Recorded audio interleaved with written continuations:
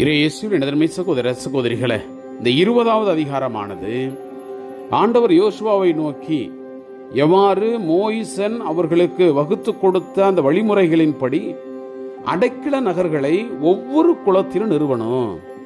அந்த அடைக்கல நகரமானது யார் ஒருவன் தெரியாமல் யாரையாவது கொலை செய்து விட்டால் அவன் பழிவாங்கப்படக்கூடாது, அவனை பாதுகாக்கணும் என்பதற்காக ஒவ்வொரு இடமும் அந்த அடைக்கல நகரமானது நிறுவப்படணும். அந்த நகருக்குள்ளே அவன் ஓடி தஞ்சம் புகுந்து கொள்ளுவான். ஓடி போய் நின்று அங்குள்ள குருவை கூப்பிடுவான். குரு அவனுக்குன்னா ஒரு இடத்தை கொடுப்பார். சப்போஸ் இவன் கொல்லப்பட்டவனுடைய அந்த வீட்டார் இவனை கொல்வதற்காக பழி தீர்ப்பதற்காக வரும் பொழுது அவனிடம் ஒப்படைக்க மாட்டார்கள். ஏனெனில் அவன் செய்தது தெரியாமல் செய்தான். எனவே அவன் சாகக்கூடாது. அதாவது அந்த குரு அந்த இடத்துல இருக்கிற வரைக்கும் அவன் அந்த இடத்துல இருப்பான். கடைசியில் அவர் தீர்ப்பு சொல்றது வரைக்கும் அவன் அங்கு தஞ்சம் புகுந்து அங்கு வாழலாம் என்பதை விவரமாக இந்த அதிகாரமானது நமக்கு எடுத்து வைக்கிறது. எனவே கண்டிப்பாக தவறு தெரியாமல் அறியாமல் செய்கிறவனுக்கு ஆண்டவருடைய கருணை இதுதான் என்ற நல்ல எண்ண ஓட்டத்தோடு இந்த அதிகாரத்திற்கு நாம் செவிமடுப்போம். ஆண்டவர் யோசுவாவை நோக்கி பின்வருமாறு கூறினார்: இஸ்ரேல் மக்களிடம் அவர்களுக்கு நான் மோசே வழியாக கூறியபடி அடைக்கல நகர்களை உங்களுக்கென தேர்ந்து கொள்ளுங்கள் என்று கூறுவாய்.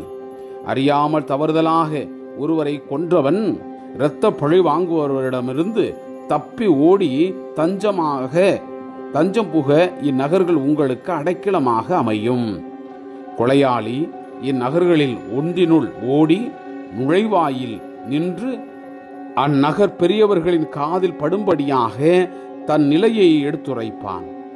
அவர்கள் அவனை தங்கள் நகருக்குள் அழைத்துச் சென்று தங்களுடன் தங்கியிருப்பதற்கு ஒரு இடம் கொடுப்பார்கள்.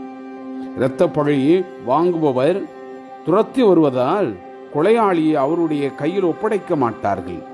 ஏனெனில் அவன் அறியாமல் தான் மற்றவரை கொன்றுவிட்டான். இதற்கு முன் கொலையாளி அவரை வெறுத்ததில்லை. கொலையாளி தீர்ப்புக்காக அவையின் முன் நிற்கும் வரை, அந்த நாளைய தலைமைக்கு குரு சாகும் வரை அந்நகரில் தங்குவான். அதன்பின் கொலையாளி தன் நகரில் உள்ள, அதாவது எந்த நகரிலிருந்து ஓடி வந்திருந்தானோ அந்த நகரில் உள்ள தன் வீட்டிற்கு செல்வான். தேர்ந்து கொள்ளப்பட்ட அடைக்கல நகர்களாவன: நப்தலி மலைநாட்டில் கலிலேயாவினுடைய கெதேசு, எப்ராயிம் மலைநாட்டில் செக்கேம், யூதா மலைநாட்டில் எபிரோன் எனப்படும் கிரியத்து அர்பா, யோர்தானுக்கு அப்பால் எரிக்கோவுக்கு கிழக்காக ரூபனினுடைய குலத்தாருக்குரிய அந்த பாலை நில சமவெளியில் பெட்சேர், காத்து குலத்தாருக்குரிய கிளையாதில் ரமாமோத்து, மனாசையினுடைய குலத்தாருக்குரிய பாசானில் கோலான் ஆகியவையாகும். இஸ்ரேல் அனைவருக்கும் அவர்கள் நடுவில் வாழும் வேற்றினத்தாருக்கும் மேற்குறிப்பிட்டவை அடைக்கல நகர்களாக விளங்கின. அறியாமல் பிறரை கொன்ற எவனும் இரத்த பழி வாங்குபவரிடமிருந்து தப்புவதற்கு இவற்றில் அடைக்கலம் புகுவான். மக்களவை அவனுக்கு தீர்ப்பு வழங்கும் வரை அவன் கொல்லப்படுவதில்லை. Praise the Lord. இயேசுவுக்கே புகழ். மரியே வாழ்க.